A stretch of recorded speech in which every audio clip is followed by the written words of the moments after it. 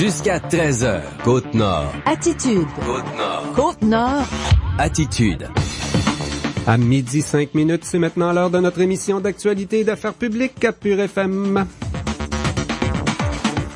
Mon nom est Jean Saint-Pierre, journaliste et animateur de cette émission Côte-Nord Attitude. Ce mardi, je suis en co-animation avec le journaliste de Cogeco TV. Bonjour, Tommy Auger. Hey, bonjour! Ça va bien? Ben oui. Oui, à Cogeco, on nous prépare plein de belles choses cette semaine encore. Ben là, je viens d'enregistrer Madame la mairesse vous répond avec la mairesse de Port-Cartier. Là, on est revenu évidemment sur le budget.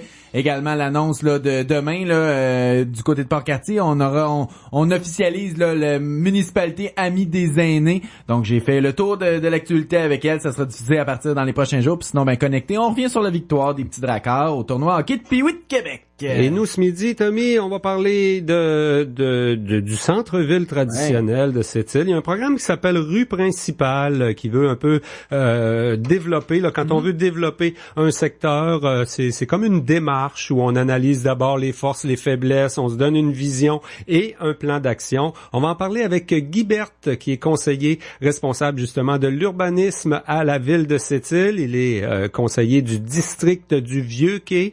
La rue principale à cette île, ce serait la rue Arnaud, et notre centre-ville traditionnel, ben c'est le bas de la ville. On le sait là depuis 2 ans, on a rajouté entre autres le sens unique. Il y a de l'action qui se déplace dans ce coin-là. On veut le planifier avec une vision d'avenir. Il y a aussi une préoccupation au niveau du manque d'arbres en ville à cette île. On s'entend qu'à Moisy-Galix, il manque peut-être pas d'arbres là, mais à cette île, il y aurait peut-être des améliorations à apporter aussi au niveau de l'urbanisme. On va en parler avec le conseiller Guy Berthe qui sera avec nous en direct vers 12:15. On parlait aux nouvelles ce matin d'un taux de réussite de 100% pour le programme de soins infirmiers au cégep de cette île. La responsable de ce programme, Brigitte Gagnon, va venir nous expliquer ce succès puis aussi le fonctionnement, parce que il y a quand même plus d'étudiants au départ qu'à l'arrivée.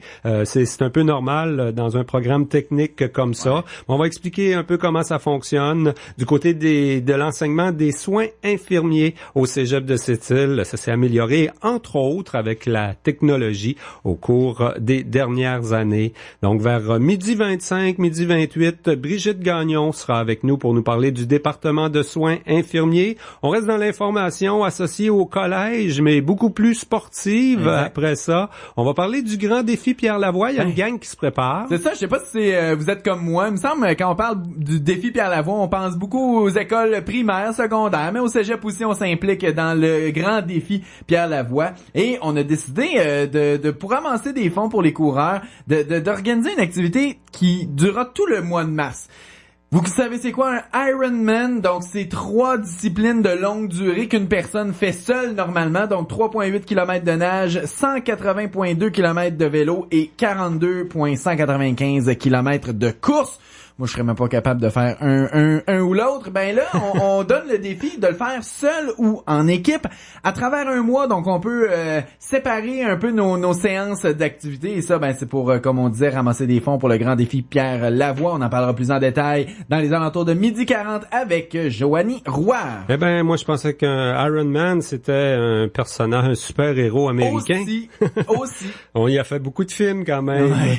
Et puis, en fin d'émission, on a une chronique assurance intéressante à vous offrir avec l'expert Guy Duchesne. Tu sais qu'il y a une personne sur 2 là, propriétaire d'un chien qui ne le déclare pas, le maître ne le déclare pas à l'assureur. Il y a des conséquences à ça parce que c'est une obligation premièrement, puis ensuite allez pas faire une réclamation là pour quelque chose que vous n'avez pas déclaré au départ. Donc Guy Duchesne sera avec nous pour la chronique assurance vers 12:50 en fin d'émission Côte-Nord Attitude. Avant cette série d'entrevues sur nos ondes, on vous propose à l'instant un bulletin d'information régionale. Actualité Pure FM. D'abord, mentionnons qu'un nouveau plan de gestion des déchets entre en vigueur à la municipalité régionale de Comté de Sept-Rivières. Ce sont donc les 2 villes de Sept-Îles et Port-Cartier qui souhaitent réduire de 25% la quantité de matière éliminée au site d'enfouissement des 2 villes d'ici 2020. Le plan de gestion des matières résiduelles approuvé récemment par le ministre de l'Environnement David Hortel met de l'avant une 50aine de mesures. Pour atteindre les objectifs, les 2 villes proposent propose entre autres de recycler les matières organiques, de récupérer les débris de construction, rénovation et démolition, ainsi que de mobiliser les citoyens contre les dépotoirs clandestins. Le syndicat des métallos s'inquiète de l'éventuelle automatisation des mines de la Côte-Nord et du Labrador. Le phénomène déjà bien amorcé dans les mines de Rio Tinto en Australie pourrait signifier de nombreuses pertes d'emplois. Le coordonnateur des métallos, Nicolas Lapierre, se dit grandement préoccupé par le phénomène qui demeure inévitable à moyen terme. C'est peut-être un must pour la productivité puis pour augmenter les profits. C'est loin d'être un must pour nos collectivités. Tout ça va se traduire inévitablement par beaucoup moins d'emplois. Puis c'est sûr qu'on est très inquiète. Si quelques années, on aura des autos qui seront complètement sans conducteur, je pense qu'on y échappera pas. Déjà, plusieurs mines dans le monde sont opérées à distance par des centres de contrôle à plus de 1000 km grâce à la robotisation. Nicolas Lapierre rappelle qu'il y a déjà eu 15 000 emplois liés à l'industrie minière sur la Côte-Nord. La mécanisation et la modernisation des équipements des compagnies minières présentes dans la région font en sorte qu'il en reste environ 4 000 aujourd'hui. Le syndicat des métallos souhaite une réflexion sur les emplois de l'avenir et l'automatisation de l'industrie minière. Et puis les finissants du Cégep de Sept-Îles en soins infirmiers ont obtenu un taux de réussite de 100% à l'examen de l'Ordre des infirmières du Québec en septembre dernier. La moyenne provinciale est de 80%. Le collège constate que le taux de réussite s'améliore depuis la mise en place d'une unité clinique et l'acquisition d'un mannequin simulateur. Pour Brigitte Gagnon, responsable du programme de soins infirmiers, cette réussite est attribuable à la technologie, mais surtout à l'équipe d'infirmières enseignantes professionnelles et de techniciennes de laboratoire. Elle louange l'encadrement personnalisé qu'on peut offrir dans un petit cégep comme Sept-Îles. Le Centre intégré de santé et de services sociaux, qui regroupe entre autres l'hôpital de Sept-Îles, le Centre Gustave-Gauvreau, s'intéresse à l'embauche de l'ensemble des infirmières formées par le Cégep de Sept-Îles. Les diplômés peuvent aussi poursuivre à Sept-Îles des études supérieures grâce à une entente avec l'Université du Québec à Chicoutimi. Brigitte Gagnon fait partie de nos invités un peu plus tard à Côte-Nord Attitude.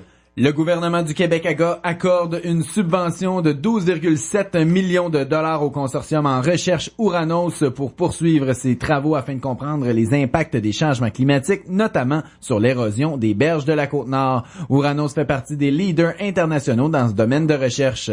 L'argent provient de plusieurs ministères, dont ceux des sciences de l'environnement et de la sécurité publique. Le ministre Martin Coiteux croit qu'il faut accroître les connaissances scientifiques à la suite des nombreuses intempéries que l'on a connu à Sept-Îles et sur la Côte-Nord lors de la tempête du 30 décembre dernier.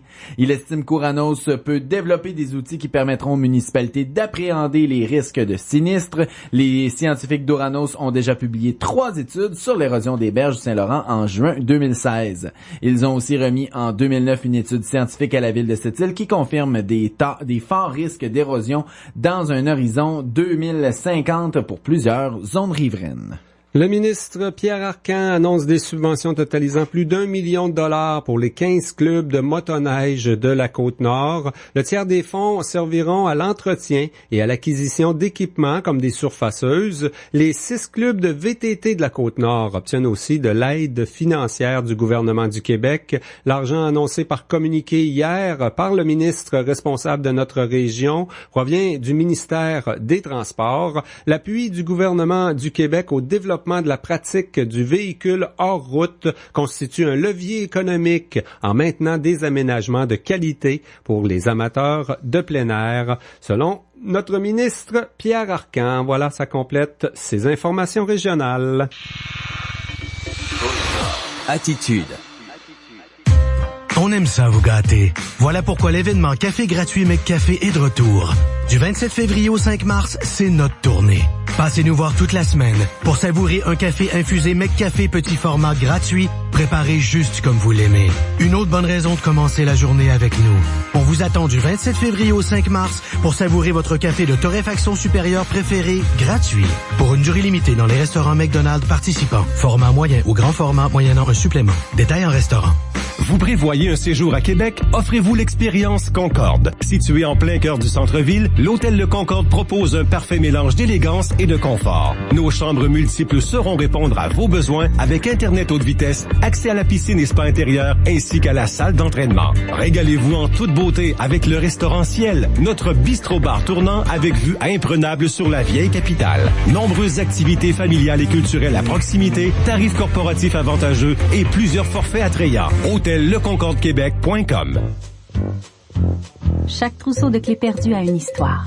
L'Association des amputés de guerre le sait bien, car tous les ans, elle retourne plus de 14 000 trousseaux de clés à leurs propriétaires. Merci à la personne qui a trouvé les clés de mon camion et qui a téléphoné au numéro inscrit sur ma plaque porte-clés des amputés de guerre. Aujourd'hui, je les ai reçus par messagerie. L'idée est fantastique et le service hyper rapide. Les plaques porte-clés de l'association, ça fonctionne et c'est gratuit. Commandez-les à amputédeguerre.ca et suivez-nous sur Facebook. Les nouvelles offres Boutique Attraction. Bon jeudi matin, je le sais qu'il y en a certains d'entre vous qui sont tannés de l'hiver, puis je vous comprends, hein, parce que c'est tellement le fun l'été quand on se promène dans les rues, qu'on sent les barbecues.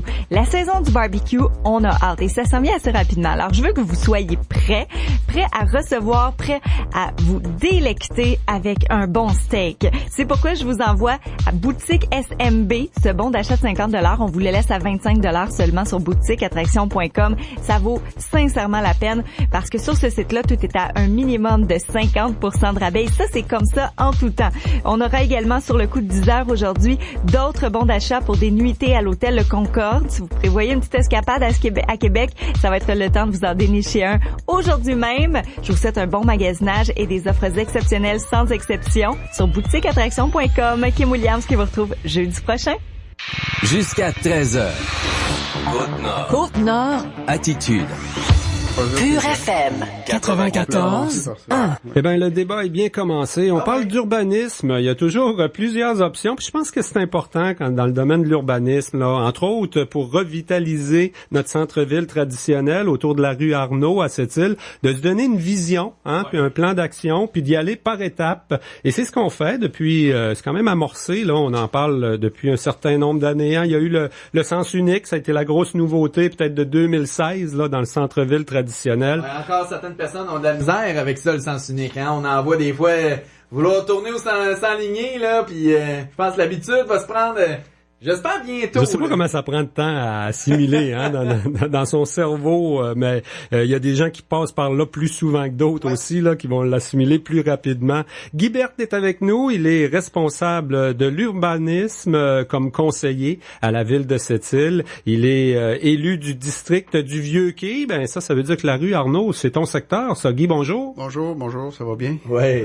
Oui, une bonne partie de la rue Arnaud est dans mon secteur. Je partage la rue Arnaud avec M. Mios et Mme Johnson, mais le centre, oui, ça fait partie du Vieux-Quai. En fait, le centre-ville traditionnel, comme on le définit depuis peut-être 2 ans à Sept-Îles, là, c'est Arnaud-Père-d'Hiver, hein, là où on a la tente jaune à peu près, là. Oui, exactement. Le point central, là, c'est Arnaud-Père-d'Hiver, effectivement. J'entendais lundi dernier, là, il y a une semaine, réunion du conseil municipal, on a franchi une autre étape. J'aimerais ça qu'on rappelle un peu, là, d'abord, comment c'est né l'idée de développer notre centre-ville traditionnel, puis les étapes qu'on a franchies jusqu'à maintenant. Là, on parlait d'un PPU à un moment donné, programme particulier d'urbanisme. Là, on est rendu dans les PIAA, je sais plus trop là. Ouais. En fait, dès la fin des années 90, on avait planifié développer un peu le centre-ville traditionnel de cette île.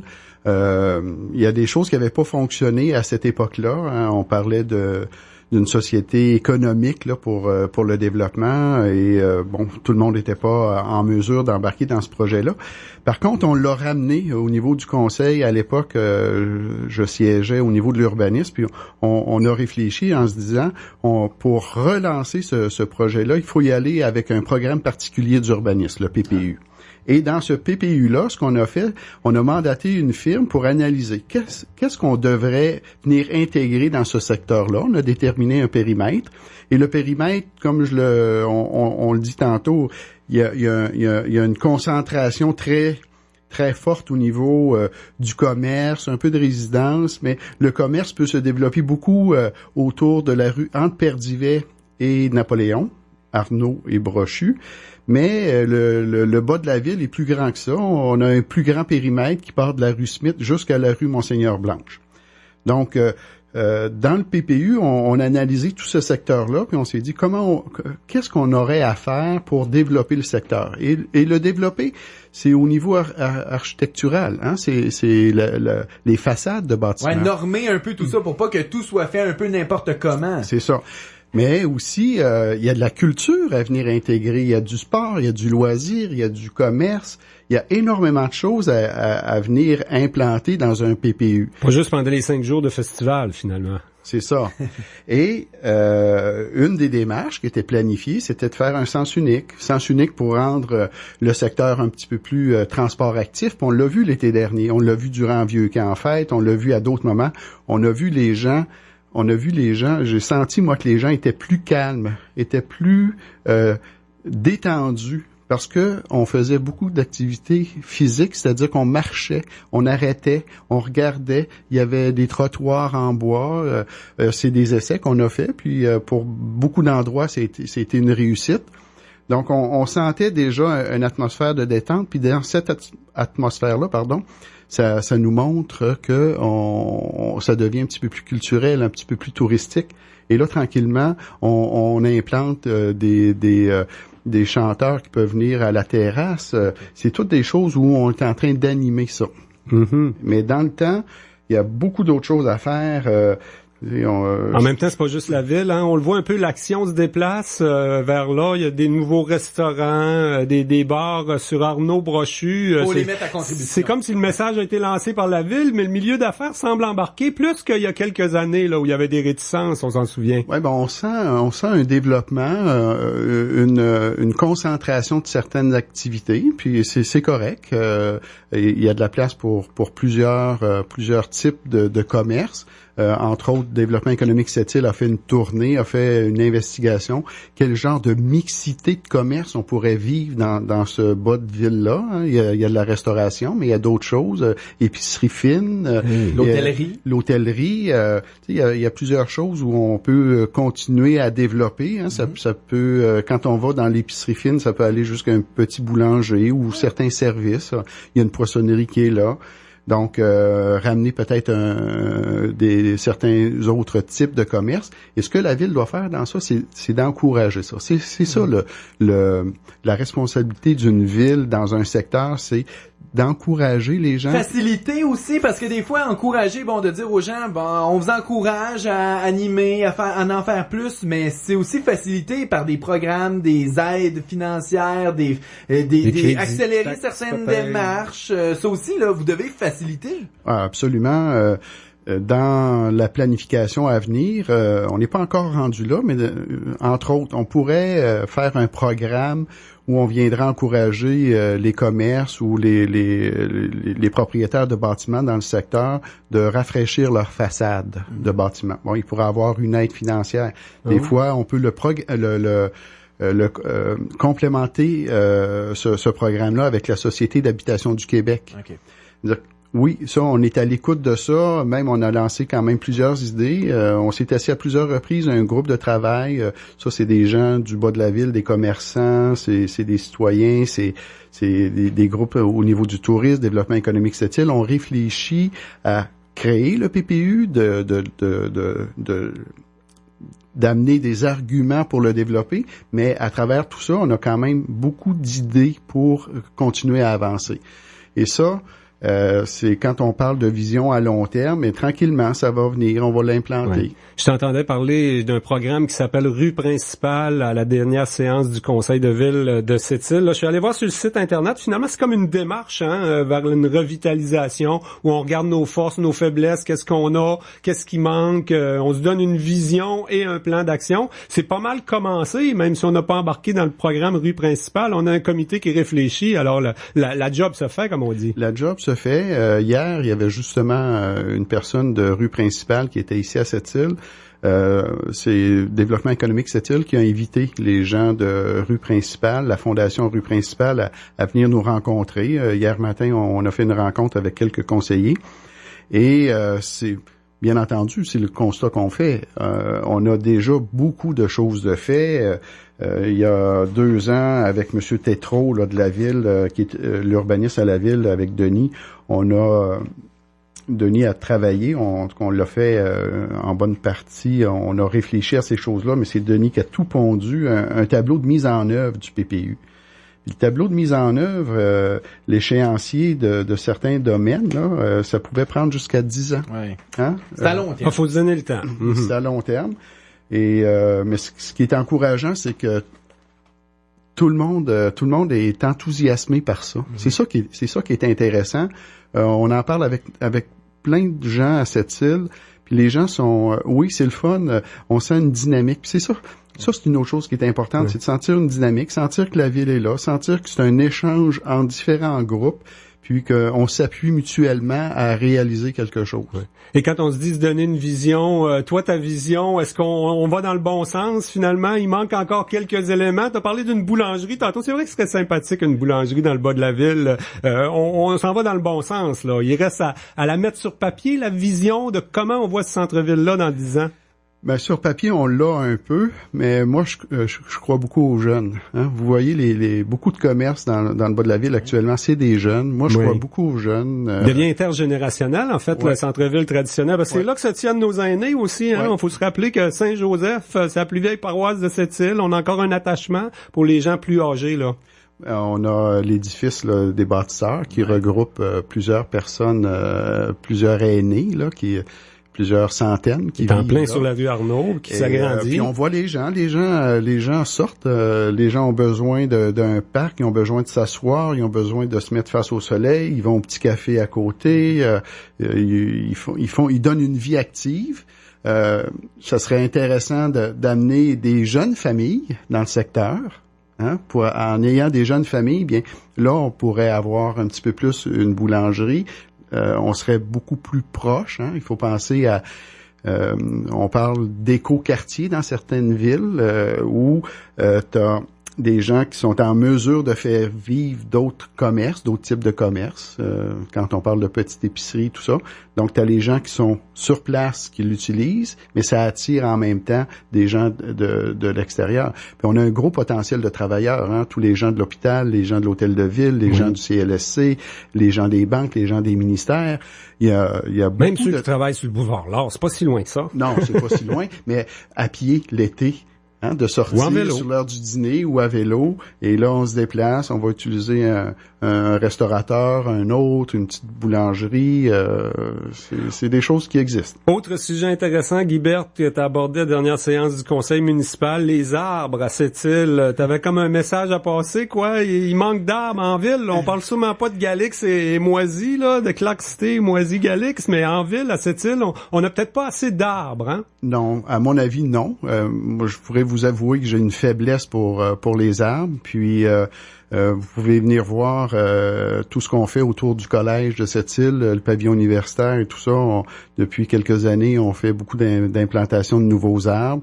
Et moi, ce que je préconise, c'est de faire la plantation d'arbres d'un certain calibre. Donc, c'est un arbre pas qui a 1 pouce de diamètre, mais qui en a 5, 6. Des arbres plus matures. On pourrait dire plus mature, mais en fait, on va utiliser... c'est ça. On va utiliser le terme un gros calibre. Donc, quand on l'a planté, tout de suite, on voit l'impact de l'arbre. Okay. Tout de suite, on voit l'impact. Ça, c'est intéressant. Puis je pense qu'il faut continuer à le faire parce que au niveau de la canopée, là, quand on dit si on faisait une photo aérienne de cette île durant l'été, est-ce qu'on voit du vert? Tu sais, c'est les arbres. Est-ce qu'on voit du noir? Ça, c'est le pavage. Ou qu'est-ce qu'on voit sur cette île? Puis, je me suis arrêté à regarder sur le ministère du Développement durable, là, les points où on parle d'îlots de chaleur. Hein? C'est drôle à dire, cette île. Mais comment ça se fait que sur une carte du ministère... C'est juste qu'on s'en plaindra pas, peut-être moins qu'en ville. Non, c'est ça. Mais moi, ça m'a fait réaliser que effectivement, la canopée, là, le nombre d'arbres à cette île, là, on en a pas beaucoup. Puis, je pense qu'on a besoin d'arbres. Partout où on fait, dans toute la littérature, là, que ce soit au niveau d'aspect visuel, hein, l'aménagement urbain, l'aspect visuel au niveau des arbres, déjà, c'est de vivre à travers des arbres au lieu que ce soit du béton. Mais déjà, ça change sa façon de voir, puis ça change aussi son atmosphère là, autour de ça. Oui. Si on fait encore plus de lecture, on peut même voir que au niveau de la santé, ça a un impact au niveau de la santé. Toute la littérature le mentionne. Puis, je pense qu'on a le potentiel de développer encore ça plus.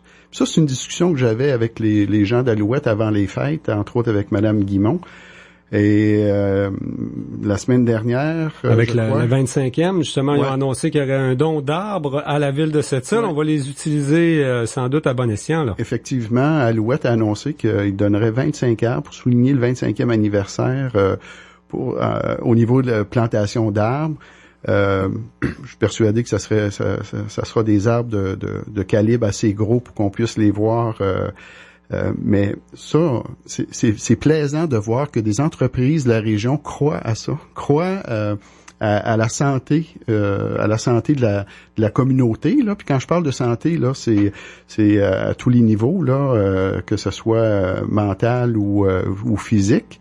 Et de venir ajouter 25 arbres à la ville de Sept-Îles, ben je pense que la ville le prend très très bien. On est très heureux de ça. Il s'agit de voir avec la compagnie Alouette de quelle façon le déploiement de ces arbres-là pourront se faire. Parce qu'il faut que ça soit bien fait. Faut que ça soit bien fait. Et moi, je pense que là aussi, il faut avoir une vision à long terme. Puis entre autres, ce qu'on pourrait faire ici à Sept-Îles, puis c'est ce que le collège propose, là, le cégep de Sept-Îles, parce qu'on a une section au niveau du collège où on fait de la recherche au niveau de l'aménagement urbain, là, que ce soit en milieu nordique, et l'aspect aménagement paysager, aménagement forestier en fait partie de ça. C'est-à-dire que ce que ça nous prendrait à cette île, c'est un acteur d'intégration, un agent d'intégration. Puis ça, le collège pourrait lancer l'idée là d'être un intégrateur au niveau de l'aménagement forestier urbain et passer à travers les écoles et faire un lien entre les écoles d'un corridor où on viendrait dans le temps, développer toute la foresterie urbaine. Eh ben, c'est des beaux projets. Et ça, ce que ça peut amener, c'est favoriser le ralentissement de la vitesse de circulation, créer des séparations entre les différents usagers, améliorer la qualité de vie dans le quartier. Tu sais, c'est toutes des choses qu'on peut rattacher à ça, puis c'est pas, il faut le voir de façon positive. Il faut pas voir ça comme une dépense, mais il faut le voir comme un investissement. Beaucoup de beaux projets sur la table, donc c'est en urbanisme. Il y a du travail à faire, faut le dire. Hein? On est parti de loin à cette île. On était une ville de sable dans les années 70 ici. Guibert, beaucoup de pain sur la planche. Il reste peu de temps. J'imagine que tu vas te représenter pour continuer ton bon travail. On est en 2017, année d'élection, en novembre. Là. Ah, j'aimerais ça. Ouais. J'aimerais ça. Vraiment, comme conseiller ou à mairie, pourquoi pas? Je pense que conseiller, c'est déjà quand même pas si mal. Mais j'ai pas pris de décision finale encore.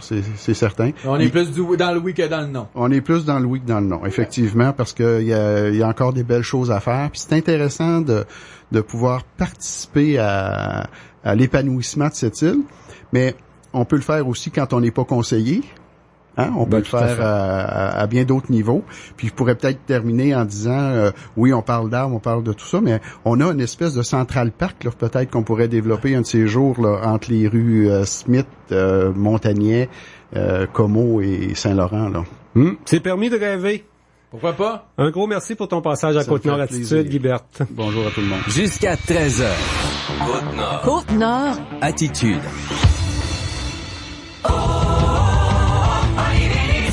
Durant l'événement, maîtrisez toutes les conditions de Nissan chez Olivier Nissan. Profitez de la traction intégrale intelligente sans frais sur la plupart de nos VUS. Ou prenez la route à bord du tout nouveau Titan 2017 et obtenez jusqu'à 10 000 $ de rabais. En plus de bénéficier de la meilleure garantie intégrale pour camions au Canada de 5 ans ou 160 000 km. Mais hâtez-vous, l'offre se termine le 28 février. Vous pensez camion? Venez faire l'essai du Titan des camions chez Olivier Nissan. 115 Monseigneur-Blanche à Sept-Îles. Êtes-vous déjà sorti d'un concert avec l'impression que ça s'était fini un peu sec? Salut Montréal!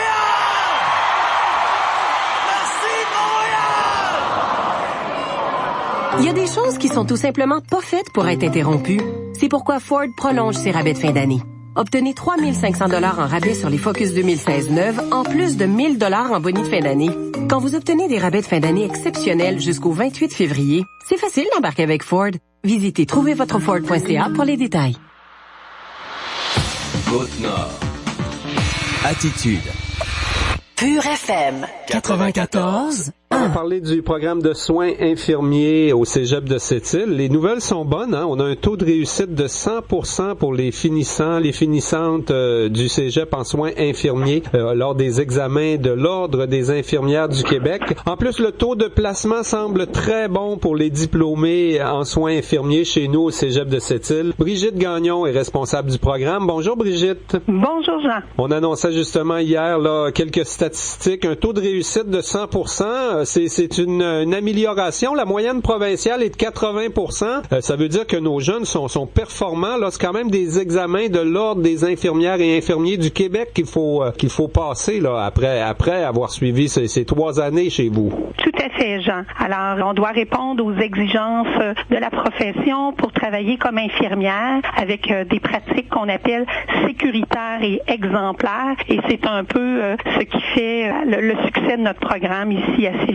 au cégep de Sept-Îles. On parle d'un taux de 100%. Ça s'est amélioré au cours des dernières années. Hein? Je pense qu'on avait parlé de certaines améliorations. On a ajouté une unité clinique au cégep de Sept-Îles, mannequin de simulation également. C'est la technologie qui vous permet d'améliorer les résultats comme ça aux examens, là? Ben, écoute, Jean, c'est certain, je te dirais que le cégep a quand même toujours été performant au niveau de son programme provincial antérieurement. Il y a même déjà eu des taux de réussite à 100% ou des taux de réussite très excellents dans le passé, sauf que la profession infirmière ne cesse d'avancer. C'est de plus en plus complexe les soins dispensés dans les hôpitaux. Ça nous amène, l'équipe d'enseignantes, à une réflexion sur nos méthodes pédagogiques. Alors, nos étudiants, on remonte antérieurement à 3-4 ans, se situaient au niveau de la moyenne provinciale dans la réussite des examens professionnels. Et là, on a décidé d'investir dans la technologie. Et effectivement, les installations du collège, l'investissement se situe aux alentours d'1 demi-million de dollars, 500 000, il y a à peu près 3 ans dans l'achat et du mannequin simulateur de technologie, mais aussi de tout réaménager les laboratoires de soins infirmiers. Et là, on est vraiment dans une approche pédagogique où est-ce qu'on fait réfléchir les étudiants sur les interventions qu'elles doivent poser, mais on n'est pas juste dans le domaine des connaissances théoriques, on regarde vraiment si elles sont capables de mettre en application ce qu'elles ont appris. Alors, on n'est pas juste dans le domaine de l'examen écrit, on est aussi dans la performance de l'intervention en live avec le mannequin simulateur pour les aider à bien comprendre et bien intervenir de façon sécuritaire auprès des patients. Il y a aussi d'autres technologies qui ont été mises en place, entre autres avec un tableau interactif. Justement, hier, nos finissants de cette cohorte-ci cette année répondaient à des questions dans différents champs cliniques et avec une manette, chacune répond à son questionnaire live et on voit afficher au tableau la moyenne de la classe, mais il y a une rétroaction individuelle qui est transmise à chacune des étudiantes qui peut voir sa performance en terminologie médicale, en pédiatrie, en géronto, en maternité, en médecine, en chirurgie. Donc, bref, l'étudiante sait exactement où est-ce qu'elle se situe et qu'est-ce qu'elle a à travailler. Fait que je te dirais, oui, la technologie, mais une équipe d'enseignantes extraordinaires, très dévouées et investies, avec des techniciennes de laboratoire qui accompagnent ces étudiantes-là pendant leur cheminement de 3 ou de 4 ans pour accéder à la profession infirmière. Donc, je te dirais que c'est tout cet amalgame d'atouts-là mis ensemble qui fait qu'on arrive à un si beau résultat. Et on a déjà vu un taux dans l'année suivante à l'installation de tout ce que je viens de te dire, une augmentation importante la première année qu'on est allé à ce niveau-là. L'année passée, encore une fois, le taux a augmenté et cette année, on a un beau 100%. Mais il faut dire que les étudiantes travaillent très fort aussi. Et en fait, on peut parler carrément de quoi? D'un enseignement personnalisé. Chacune de vos élèves a un professeur. Bon, il y a plusieurs professeurs, mais quelqu'un qui la suit de plus proche, là, qui va lui donner des conseils. Et éventuellement, le succès est un petit peu lié à ça, là. On a un petit collège à Sept-Îles. Il y a une quinzaine de finissants par année dans votre département. L'enseignement est pratiquement personnalisé. Oui, tout à fait. En fait, on a environ 6 étudiantes maximum en stage avec une enseignante et semaine après semaine, il y a une rétroaction qui est donnée à l'étudiante sur ses performances et les points qu'elle a à améliorer, de sorte qu'il n'y a aucune surprise. L'étudiante sait exactement où qu'elle s'en va et ce qu'elle doit faire pour accéder à la profession. Et notre examen synthèse de programme, qui est une épreuve finale pour l'obtention du DEC en soins infirmiers. Alors, cette épreuve synthèse-là ressemble beaucoup à l'examen professionnel au niveau théorique dans ce qui les attend. Alors, l'étudiante, c'est vraiment, quand elle se présente à l'examen professionnel, les situations auxquelles elle pourrait être exposée. En même temps, bon, il y a une trentaine de jeunes qui entrent chaque année dans le programme, une quinzaine qui se rendent jusqu'au bout du programme. Qu'est-ce qui se passe là? On n'en élimine pas un petit peu trop, finalement? C'est peut-être un peu normal aussi, là. La première année, on évalue si les jeunes ont vraiment fait le bon choix de carrière, finalement. Oui, mais finalement, Jean, c'est un peu plus complexe. Alors, je te dirais que ici à Sept-Îles, on n'exerce aucun contingentement. Donc, toutes les jeunes, que ce soit des garçons ou des filles qui décident d'aller dans la profession, peuvent accéder via une demande d'admission. Il n'y a pas de contingentement qui est exercé. On laisse la chance à tout le monde de pouvoir développer leur potentiel. Ça, c'est un premier élément important dont il faut tenir compte. Fait qu'il n'y a pas de contingentement d'exercer. C'est certain que nos jeunes, quand ils sont assis dans la classe, j'en ai une trentaine, après le premier mois d'études, déjà certains sont capables de dire « Ouf, c'est pas ça que je pensais. C'est pas fait pour moi. » Donc, il y a déjà des abandons qui se font déjà dans le premier mois. Alors, abandon sans échec. Alors, ils vont voir leur aide pédagogique, puis leur signifie que c'est pas un domaine d'études, finalement, qu'ils pensaient, auquel ils s'attendaient. Donc, ça, c'est un premier phénomène. La deuxième chose va qu'il y en a plusieurs qui se rendent compte que c'est un programme extrêmement exigeant. On parle en termes d'heures de laboratoire, de cours, de stages, de travail personnel à la maison. Une session peut ressembler facilement à 55 heures de travail par semaine. Et là, l'étudiant, il n'a pas travaillé, il n'a pas sorti, il n'a pas eu de loisirs. Donc, on parle d'un investissement de 55 heures de travail en cours ou en activité pédagogique et en travail personnel dans ses études. Donc, dès le départ, plusieurs étudiants choisissent de faire le programme en 4 ans. Donc, quand on descend la moyenne à 50%, c'est qu'il y en a dans la cohorte d'entrée vont être calculés, mais dans l'année suivante. Et je te dirais que les autres, la première session, il y a un ajustement important qui se fait, mais après, c'est au bout de 3 ans qu'on arrive au taux de 50%, qui est la moyenne provinciale. C'est la même image que vous alliez dans n'importe quel autre établissement. Ça ressemble au niveau provincial. On prend le taux d'entrée des étudiants et après 3 ans, on en est rendu à combien? Et c'est un processus de sélection qui va beaucoup avec les notes théoriques qu'elles obtiennent, mais aussi une évaluation en stage au niveau des aptitudes à pratiquer de façon correcte la profession infirmière. Mais ce que je trouve le plus beau dans l'histoire des soins infirmiers au Cégep de Sept-Îles, c'est que l'emploi est presque garanti à la fin. Je pense que il y a toujours une pénurie d'infirmières dans une région comme la nôtre. Il y a un seul employeur possible, ou en tout cas, il y en a un qui est plus important que les autres, c'est le Centre intégré de santé et de services sociaux, là, qui regroupe l'hôpital, le CHSLD Gustave Gauvreau, tout ça. Mais ils sont très intéressés, finalement. Vos jeunes se placent presque tout de suite, quoi. Oui, vraiment. Alors, effectivement, et je vous dirais même que ça va plus loin que ça. Le Centre intégré engage nos jeunes après une première année en soins infirmiers. Il leur offre des emplois à l'intérieur du centre comme préposés aux bénéficiaires ou dans d'autres tâches connexes à la profession dans le but de s'approprier le milieu. Alors ça, c'est un beau partenariat qu'on a avec le CIS de la Côte-Nord depuis plusieurs années. Oui, c'est un beau métier quand même, celui d'infirmier, infirmière, là. Est-ce que ça prend quand même des prérequis? La date du 1er mars s'en vient, là, pour faire nos demandes d'admission. Il faut pas avoir de la chimie, des maths fortes? quelque chose comme ça? En fait, les préalables requis, c'est vraiment de la chimie et les sciences physiques. Pour les étudiants qui n'ont pas la chimie, mais qui ont leur sciences physiques STE, alors dans ce programme-là de sciences physiques, peuvent accéder. Et à ce moment-là, pour pas retarder leur entrée dans la profession ou dans le programme, plutôt de soins infirmiers, le cours de chimie est offert en cours complémentaire. Alors, il n'y a pas de retardement d'un étudiant qui a ses sciences physiques STE puis qui dit je serais rentrée comme infirmière, mais j'ai pas ma chimie. Alors, ils peuvent accéder dès l'automne prochain à ce niveau-là. Pour ceux qui n'ont pas leur sciences physiques puis qui disent finalement j'aimerais ça, ils peuvent toujours s'inscrire en tremplin DEC au collège et aller chercher leurs sciences physiques et s'avancer dans les matières générales comme la philo, le français, l'éducation physique, l'anglais, etc.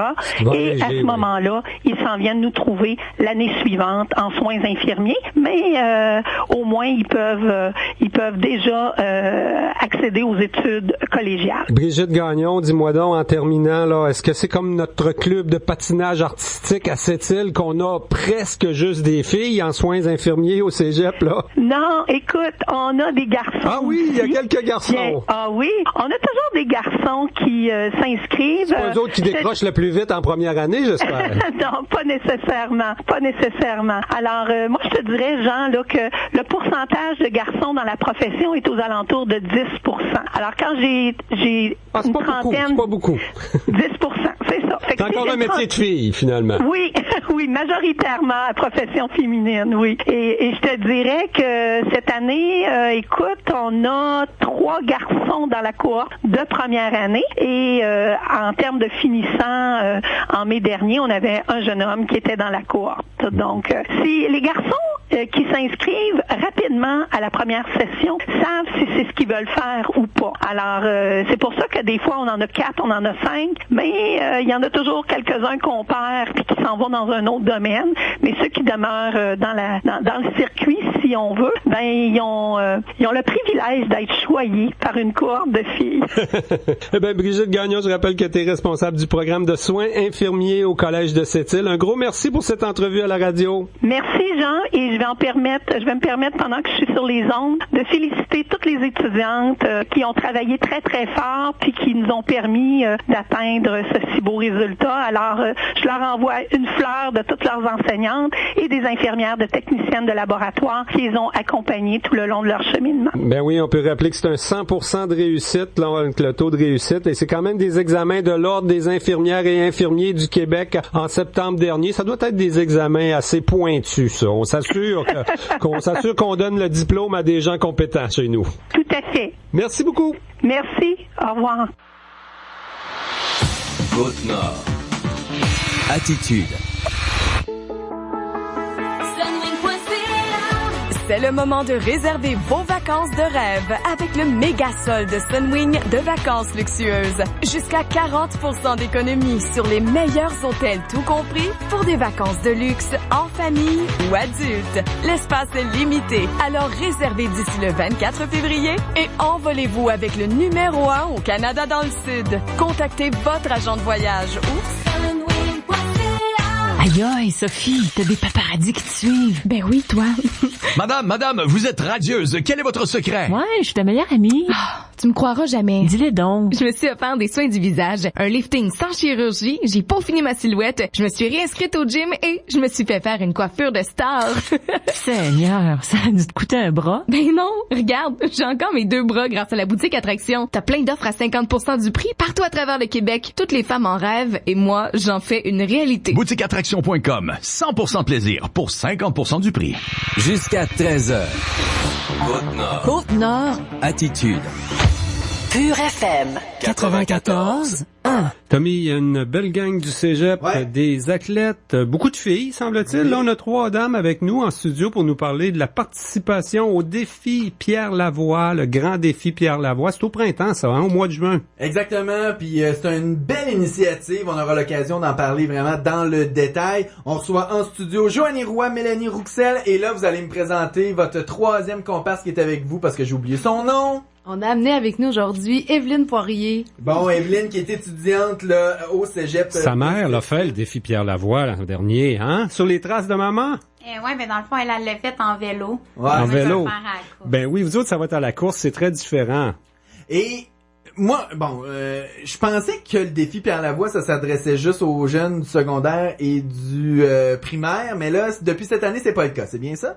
En fait, l'année passée aussi, c'était ouvert au cégep. Okay. Je pense depuis une couple d'années quand même, mais c'est vrai qu'au début, c'était juste les écoles secondaires. Fait que c'est une bonne chose que tout le monde puisse participer. Et là, du côté du cégep de Sept-Îles, on crée une initiative qui est vraiment hyper intéressante. Le Iron Mars et non pas Iron Man. Et Mélanie, explique-nous pourquoi on se lance dans un défi comme ça. C'est pour récolter des fonds.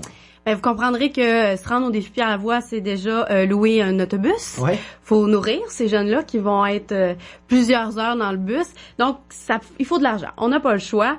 Et là, on est arrivé avec cette idée-là. C'est sûr que nous, on s'entraîne beaucoup. En ce moment, on se prépare pour le défi. On veut répandre un peu cette joie-là qu'on a de s'entraîner, nous. Donc, un Ironman, c'est un marathon.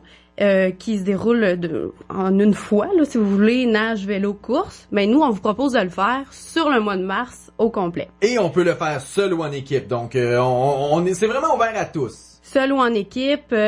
Puis, on ouvre aussi la porte aux entreprises s'ils ont envie de se faire une équipe. Eux, par exemple, on leur lance un défi différent. Oh!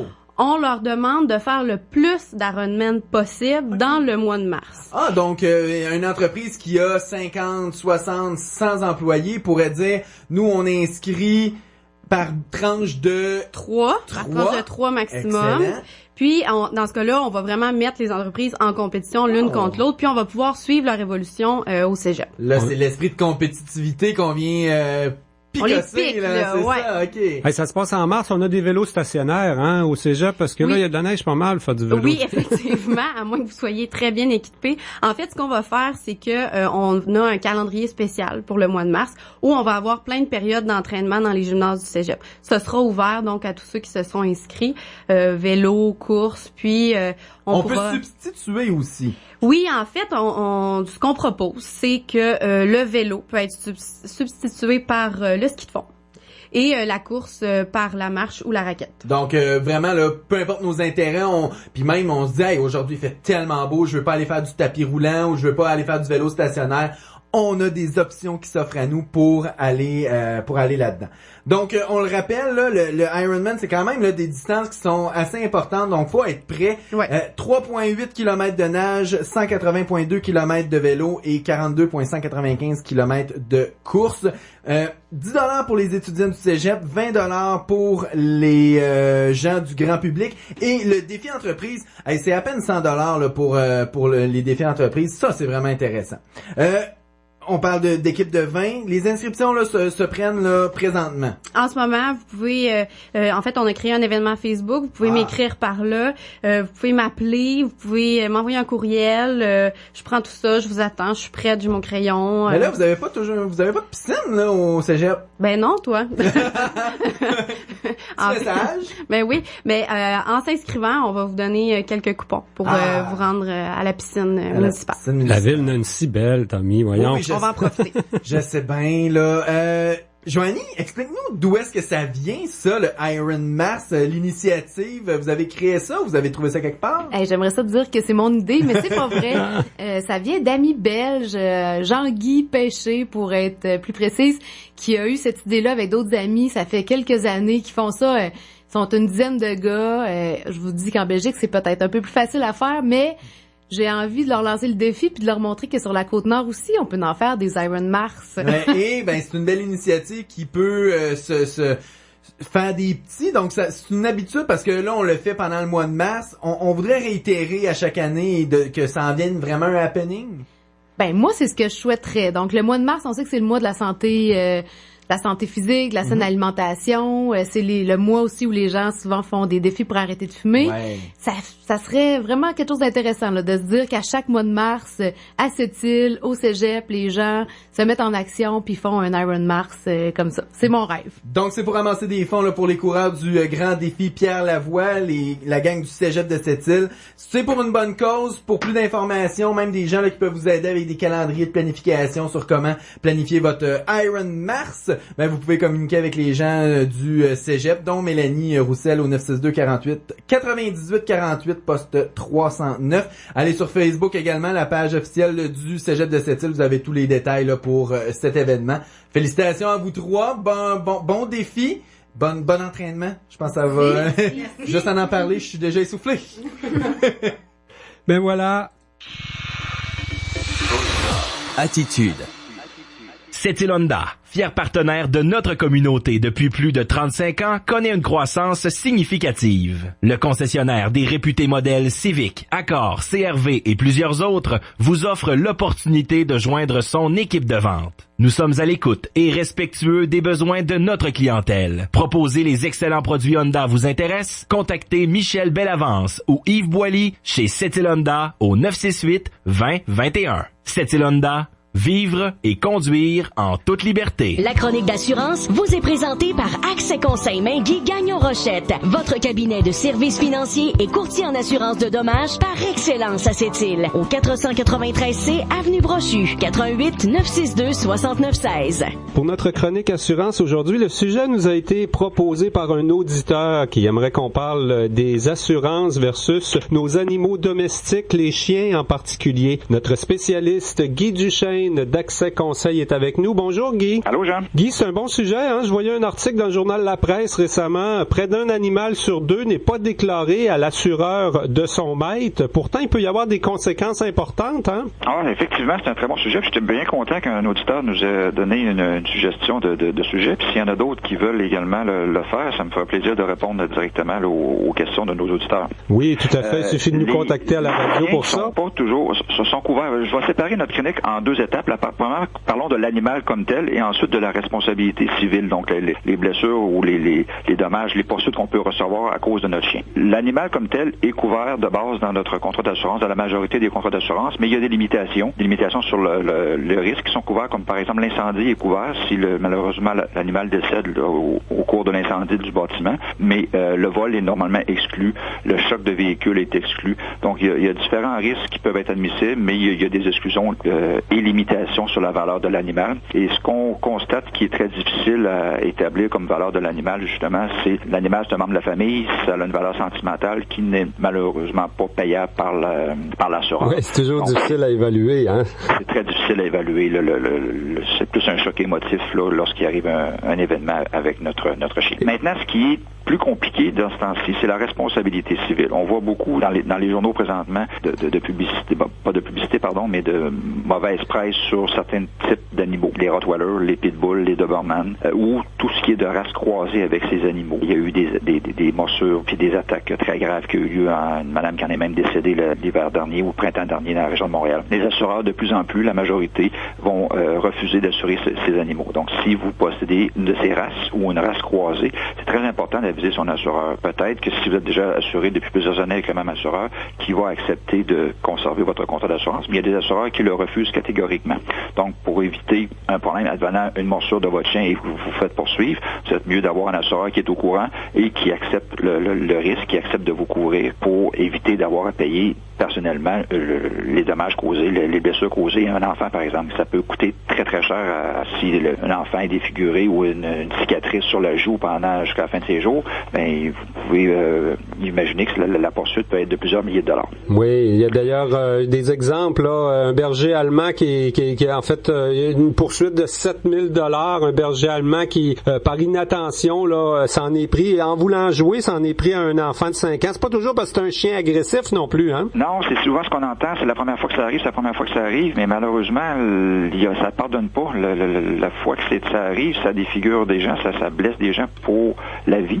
Donc, faut faire très attention. Des facteurs qui vont influencer l'assureur dans son choix d'accepter ou de refuser de couvrir votre animal, le dressage, s'il y a eu des cours de dressage d'effectuer, si le terrain est clôturé, si on fait porter la muselière lorsque l'on est en public avec notre animal et qu'on le tient en laisse. Est-ce qu'il y a eu déjà des actes de morsure? Est-ce que le chien a déjà mordu un autre animal? Également, est-ce que l'endroit où on vit, on est-tu dans un endroit isolé en banlieue, ou on est dans un quartier résidentiel où il y a beaucoup de jeunes familles? Ça va également influencer. S'il y a une garderie familiale, par exemple, dans la maison, c'est certain que l'assureur risque de refuser d'assurer ce genre de chien parce que le risque avec les enfants est trop grand. Quand on disait que quand même un animal sur 2 n'est pas déclaré par le maître à l'assureur, ça doit être vrai, mais c'est pas obligatoire de déclarer ça quand on a un chien à la maison, là? Ben, on pose la question. Lorsqu'on fait une nouvelle soumission à un client, une nouvelle affaire, on va lui poser la question s'ils ont des animaux ou des chiens, et la race du chien, et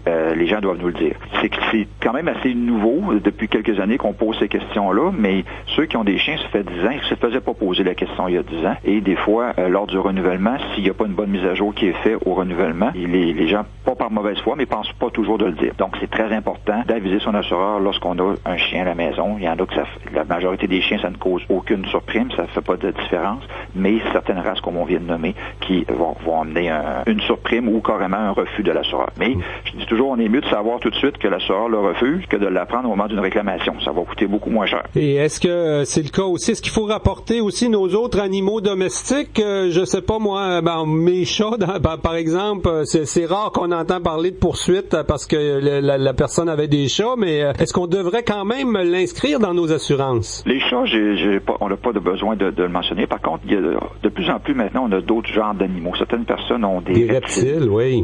Les serpents, les tarentules, toutes sortes de choses qui sont un peu exotiques, qu'on voit pas fréquemment, mais certaines personnes aiment élever ce genre d'animaux. Et ça, c'est très important d'aviser son assureur, parce qu'encore là, plusieurs assureurs vont carrément refuser ce genre d'animaux. Il n'y a pas beaucoup de normes par rapport à ça, parce que c'est pas en quantité. Les chiens, on en voit beaucoup. C'est les reptiles, les serpents, des tarentules dans les maisons, c'est assez rare, mais ça peut effectivement occasionner de graves blessures. On l'a vu l'année passée au Nouveau-Brunswick, si je ne me trompe pas. Un serpent qui est sorti de son endroit puis qui est allé étouffer un jeune enfant dans son lit. Donc, c'est des animaux sauvages, c'est des animaux exotiques, mais qui sont pas habitués, qui sont pas faits pour vivre, je pense, dans une résidence. En tout cas, il y a besoin de normes de sécurité plus strictes là, lorsqu'on possède ces animaux-là, et notre assureur doit être au courant pour pouvoir nous aviser comme il faut des normes qui désirent qu'on respecte. Oui, donc les chats et les cochons d'Inde, on peut laisser faire, on n'a pas besoin de déclarer ça à l'assureur, mais il y a des gens qui vont dire moi, mon petit chien, il est tellement doux, il est mignon, il fait jamais rien à personne, je vois pas pourquoi j'enregistrerais ça auprès de l'assureur. C'est automatique quand c'est un chien, là. On devrait le rapporter. On devrait toujours le mentionner à l'assureur lorsqu'on possède un chien. De cette façon-là, on est sécuritaire, on est certain que s'il arrive une réclamation, parce que moi, j'ai été expérientionniste avant d'être conseiller d'assurance, puis je peux vous dire que j'en ai vu des réclamations également avec des petits chiens, que tu penses pas que c'est le petit chien de sacoche, comme on peut dire, là, oui. Et qui est pas habitué à jouer avec des enfants, puis à un moment donné, mais il se promène quelque part, puis un petit temps au parc, puis il y a un enfant qui va le voir trop vite, et il mord. Donc, ça arrive à n'importe quel genre ça peut arriver à n'importe quel genre de chien. C'est pas seulement des Rottweilers ou des Pitbulls qui peuvent mordre. C'est un animal. Des fois, l'animal veut pas mal faire, mais il y a une réaction pour se protéger. Et il peut mordre, puis ça a une conséquence là, sur l'individu. Et la question que plusieurs se posent, j'imagine qu'il y a des coûts à ça, hein? C'est une protection supplémentaire quand on signale qu'on a un chien à la maison. Est-ce que ça coûte beaucoup plus cher, dis-moi? Dans la majorité des cas, non.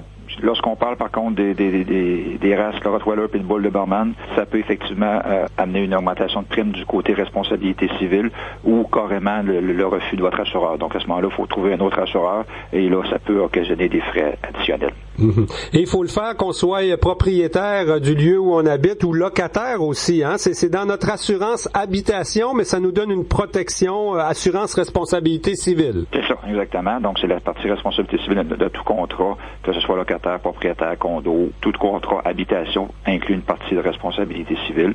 Donc, il faut aviser notre assureur. Il faut savoir que le gardien du chien est responsable du chien. Donc, si, par exemple, vous gardez le chien de votre enfant qui est parti en voyage quelque part, ou le chien de votre voisin qui est parti en voyage et que vous gardez en Rottweiler pendant 1 mois, ben, il faut aviser votre assureur de ça, parce qu'en tant que gardien du chien, vous en êtes responsable de ses actes. Eh ben, ça nous éclaire pas mal. On sait qu'il y a beaucoup de monde qui ont des chiens dans une région comme la nôtre. Là, les animaux, les chiens sont très, très populaires. On en a dans presque toutes les résidences. J'imagine que vous le voyez aussi dans vos contrats d'assurance. Oui, mais comme on disait, Jean, les gens ne nous avisent pas toujours. Faut prendre l'habitude maintenant de le mentionner à son assureur.